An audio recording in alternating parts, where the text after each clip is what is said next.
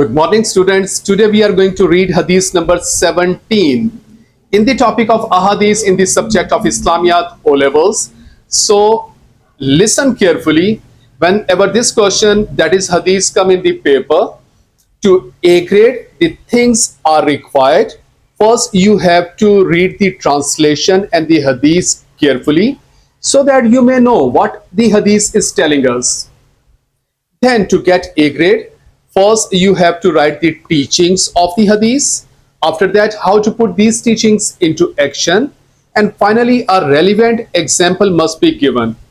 So here we are going to read the translation so that we may know what the Hadith is telling us.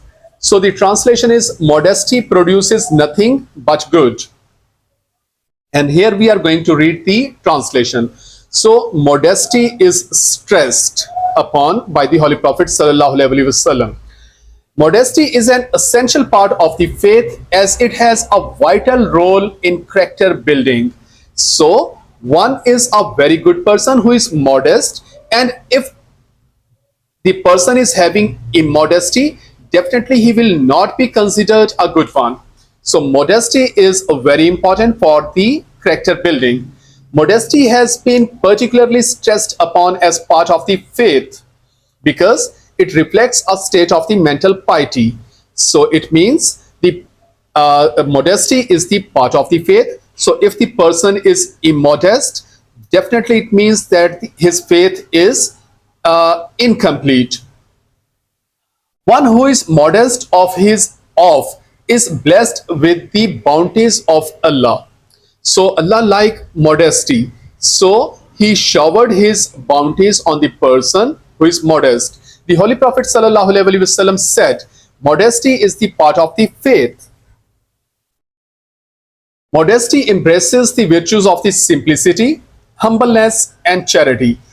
So these are the virtues of the modesty. Modesty includes not only avoiding lustful and indecent acts, but also includes the state of the feeling which is intolerant of everything that is undesirable and produces reaction of the disgust. Modesty acts as a shield, keeping the Muslim away from all kinds of these sins. So definitely if we are modest, we will keep away from all kinds of the evils and sins. The Muslim develops a strong character while developing the modesty. Immodesty leads to indecency, which in turn leads to devilish and shameful deeds. A faithful Muslim is recognized by his modesty.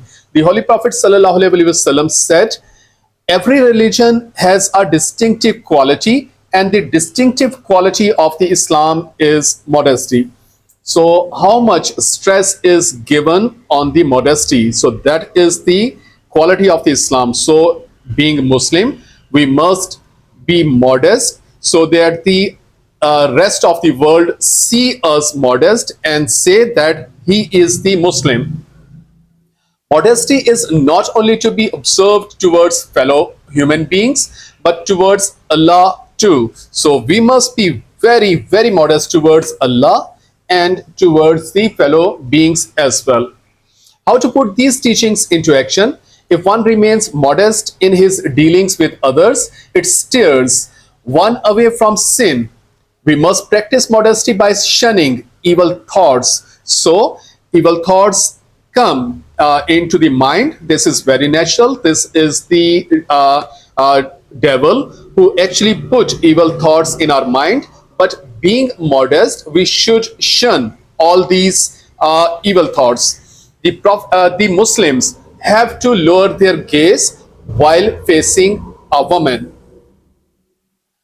Decency, whether an individually or in the society, is essential.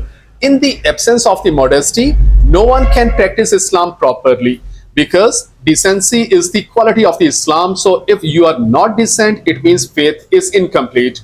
Allah has ordered the Muslims not to show any immodesty, whether in seclusion or in the society. And here is a relevant example.